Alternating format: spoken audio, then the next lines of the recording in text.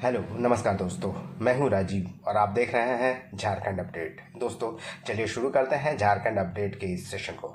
और झारखंड अपडेट के इस सेशन में हम लोग देखेंगे झारखंड से रिलेटेड करंट अफेयर्स के इम्पॉर्टेंट प्रश्नों को, और कुछ प्रश्नों को हम लोग वन लाइनर्स के फॉर्म में रिवाइज जैसा कि हर दिन करते हैं, इस सेशन में भी हम लोग करने वाले हैं। और सेशन के अंत में आपके लिए एक अभ्यास प्रश्न भी होगा जिसका जवाब आप कमेंट में करते हैं, और उम्मीद है इसमें भी अवश्य करेंगे। और दोस्तों इसका पीडीएफ मैं अवेलेबल करा दूंगा आपको टेलीग्राम चैनल पे, जिसका लिंक डिस्क्रिप्शन में अवेलेबल है, आप उसे ज्वाइन कर सकते हैं। तो दोस्तों चलिए शुरुआत करते हैं इस सेशन को। और सेशन की शुरुआत पिछले वीडियो के अभ्यास प्रश्न से। और प्रश्न था दोस्तों, झारखंड कैडर के किस व्यक्ति को प्रधानमंत्री का सलाहकार नियुक्त किया गया है? ऑप्शन है, option A Amarinder Pratap Singh, option B Sukhdev Singh, option C Amit Khare, या ऑप्शन डी तरुण कपूर। दोस्तों प्रधानमंत्री का सलाहकार नियुक्त किया गया है अमित खरे को, जो झारखंड कैडर के अधिकारी रहे हैं और रिटायर हो चुके हैं। आइए इनके बारे में आपको बताते हैं कि ये एक रिटायर्ड आईएएस अधिकारी हैं अमित खरे, जो प्रधानमंत्री के सलाहकार नियुक्त किए गए हैं। यह अधिसूचना दोस्तों जून 2024 में निकाला गया। आपको बता दें कि इनके साथ ही हिमाचल प्रदेश कैडर के भी एक आईएएस रिटायर्ड अधिकारी हैं तरुण कपूर, जिन्हें प्रधानमंत्री का सलाहकार नियुक्त किया गया है, यानी अमित खरे। और हिमाचल प्रदेश कैडर के अधिकारी तरुण कपूर को प्रधानमंत्री का सलाहकार नियुक्त किया गया है। वहीं अमित खरे के बारे में दोस्तों आपको बता दें कि 1985 बैच के वो झारखंड कैडर के आईएएस अधिकारी हैं, और 30 जून 2021 को वो रिटायर हो गए थे। और कुछ दिनों के बाद ही उन्हें 2 साल के लिए प्रधानमंत्री मोदी का सलाहकार नियुक्त किया गया था। अब फिर से उन्हें सलाहकार नियुक्त किया गया है प्रधानमंत्री का। आपको बता दें कि 90 के दशक में वो काफ़ी चर्चित रहे थे चारा घोटाले में केस दर्ज करने के कारण। इसके अलावा नई शिक्षा नीति 2020 में भी उनका बड़ा योगदान रहा है, और आईटी रूल्स 2021 के प्रावधानों को बनाने में भी उनकी भूमिका अहम रही है। और 1986 में चारा घोटाले में पहला देश करने का आदेश भी अमित खरे के द्वारा ही दिया गया था, जिसके कारण वो काफ़ी चर्चा में रहे थे। ये तो दोस्तों प्रश्न जो मैंने पिछले वीडियो में पूछा था, अभ्यास प्रश्न। आइए अब आगे बढ़ते हैं और देखते हैं नए प्रश्नों को।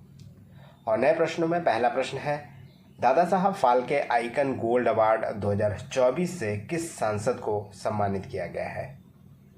Option A Annapurna Devi, option B Vishnudayal Ram, option C Vidyut Varan Mahato, अथवा ऑप्शन डी संजय सेठ। दोस्तों 2024 का Dada Saheb Phalke icon gold award दिया गया है संजय सेठ को, जो कि रांची से सांसद भी है। चलिए इनके बारे में और जानते हैं, और इस अवार्ड के बारे में भी आपको बता दें कि Dada Saheb Phalke icon gold award 2024 Ranchi के सांसद संजय सेठ को दिया गया है। और दादा साहब फाल्के संस्थान ने सांसद को बेस्ट आइकन एमपी झारखंड के रूप में चुना था। सांसद का चयन चुनाव क्षेत्र में आम जनता के बीच सक्रियता के लिए, लोकसभा में उपस्थिति, बता दें कि इनकी उपस्थिति 100% रही है लोकसभा में पिछले कुछ वर्षों में। इसके अलावा सत्र में सवाल जवाब भी उन्होंने लगातार किया है, और क्षेत्र के विकास कार्यों को लेकर उनकी सक्रियता के लिए, सोशल मीडिया पर सक्रियता सहित सामाजिक क्षेत्र में किए गए उनके कार्यों के लिए उन्हें Dada Saheb Phalke icon gold award के लिए चुना गया था। आपको बता दें कि पिछले विगत वर्षों में सांसद की लोकसभा में 100% उपस्थिति भी रही है। इसके अलावा 3 वर्षों से बुक बैंक के माध्यम से लाखों पुस्तकों का उन्होंने वितरण किया है, और टॉय बैंक के माध्यम से हजारों खिलौने का वितरण भी उन्होंने किया है। इसके अलावा आपको बता दें कि यह पुरस्कार दादा साहब संस्थान द्वारा उन्हें दिया गया है, और दादा साहब फाल्के संस्थान द्वारा उन्हें पुरस्कृत किया गया है उनके लगातार उनके क्षेत्र में काम करने के लिए। यानी अपना जो उनका क्षेत्र है रांची लोकसभा क्षेत्र, उसमें लगातार वो कार्य करते रहे हैं, अन्य क्षेत्रों के लिए भी कार्य करते रहे हैं, और संसद में भी उनकी सक्रियता रही है। प्रश्न नंबर 2 है, झारखंड के TCIL यानी tin plate company of India limited को किस कंपनी के साथ विलय कर दिया गया है? Option A Tata steel, option B SAIL, option C CCL अथवा ऑप्शन डी BSL। दोस्तों इसका सही उत्तर होगा ऑप्शन ए, टाटा स्टील में TCIL का विलय कर दिया गया है। आपको बता दें कि TCIL, जिसका full form tin plate company of India limited है, इसका 15 जनवरी 2024 को टाटा स्टील में विलय कर दिया गया और TCIL को टाटा स्टील में विलय के लिए national company law tribunal Kolkata की मंजूरी मिल चुकी थी। TCIL की दोस्तों बता दें कि इसकी स्थापना 20 जनवरी 1920 को हुई थी।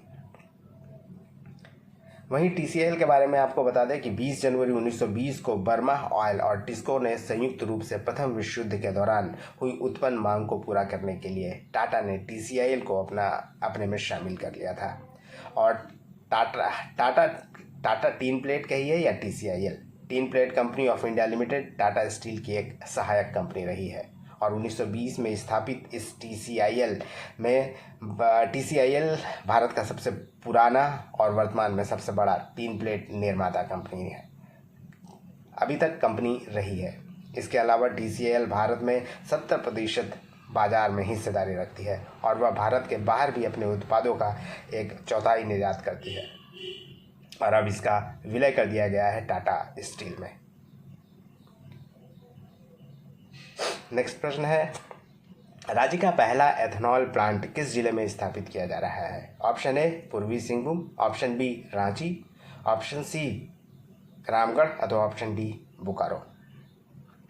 दोस्तों झारखंड का पहला एथेनॉल प्लांट रामगढ़ में स्थापित किया जा रहा है, यानी ऑप्शन सी इसका सही उत्तर है।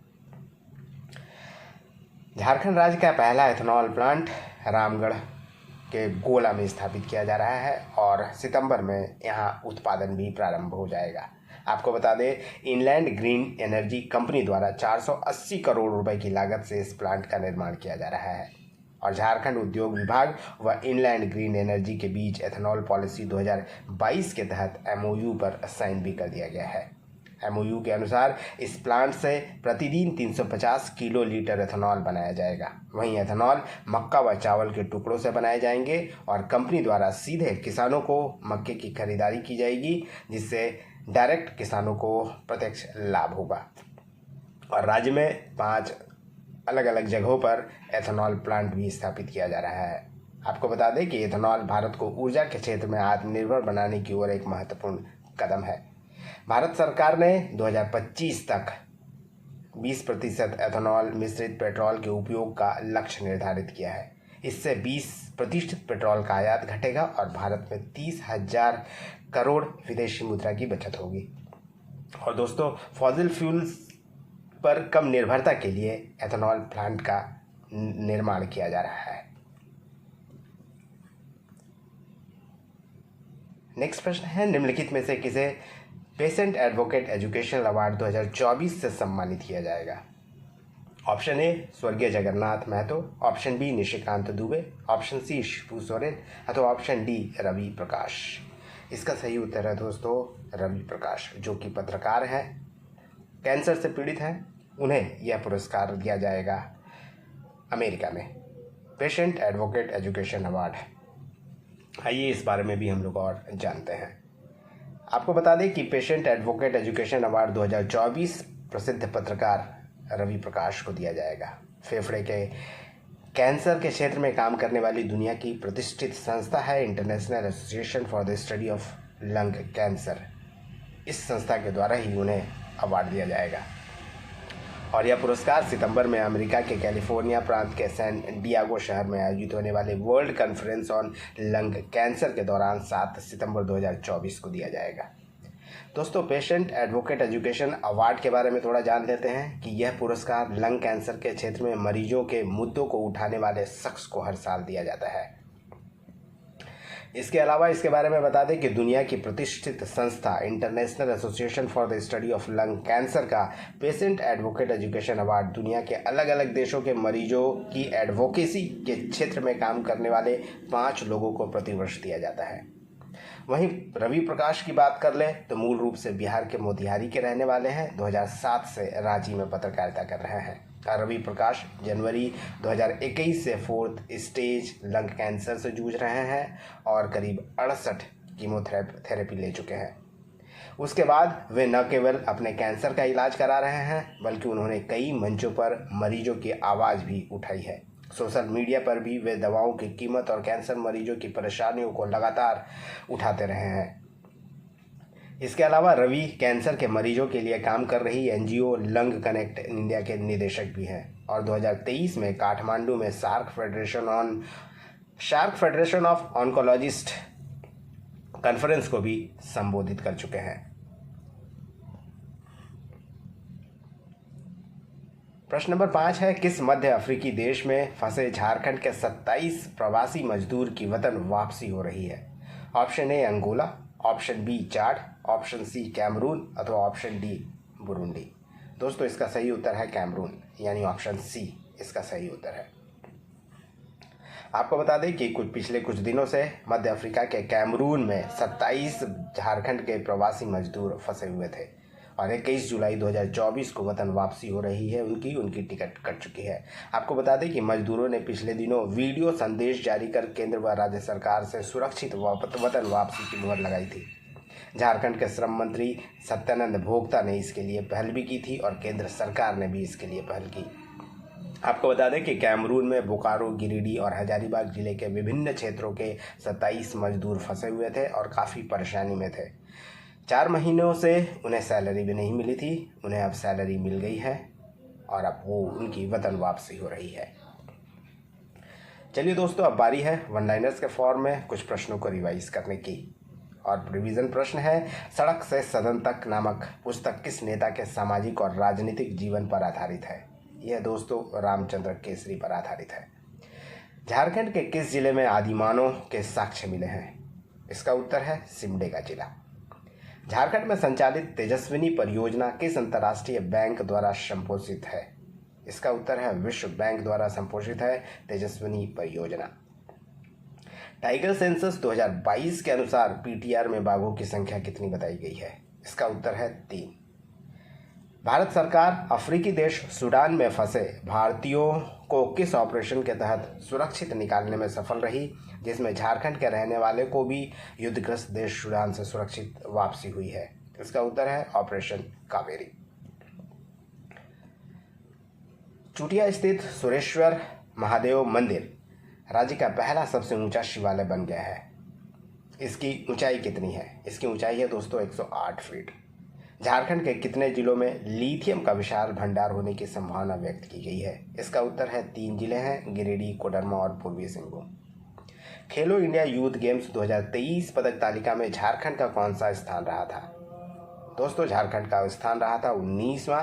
झारखंड ने कुल 7 पदक हासिल किए थे, जिसमें 3 गोल्ड, 1 सिल्वर और 3 ब्रॉन्ज शामिल था। मुख्यमंत्री हेमंत सोरेन के नेतृत्व में सौर ऊर्जा के व्यापक विस्तार हेतु सौर ऊर्जा नीति 2022 के तहत कितने मेगावाट बिजली उत्पादन का लक्ष्य 2022-23 से 26-27 के लिए निर्धारित किया गया है? इसका उत्तर है दोस्तों 4000 मेगावाट। झारखंड में अडानी समूह का पावर प्लांट किस गांव में स्थित है? यह है दोस्तों मोतिया गांव, गोड्डा में। आइए दोस्तों आगे बढ़ते हैं और अब बारी है आज के अभ्यास प्रश्न की। और आपके लिए अभ्यास प्रश्न है, अबुआ आवास योजना के तहत लाभार्थी के मकान का निर्माण न्यूनतम कितना वर्ग मीटर में किया जाएगा? ऑप्शन ए 21 वर्ग मीटर, ऑप्शन बी 31 वर्ग मीटर, ऑप्शन सी 41 वर्ग मीटर, ऑप्शन डी 51 वर्ग मीटर। यह था दोस्तों आज का अभ्यास प्रश्न, जिसका जवाब आप कमेंट में कर सकते हैं। यह था दोस्तों आज का सेशन। उम्मीद करता हूँ पसंद आया होगा। धन्यवाद। फिर मिलते हैं नेक्स्ट सेशन में। तब तक जुड़े रहिए झारखंड अपडेट के साथ। धन्यवाद।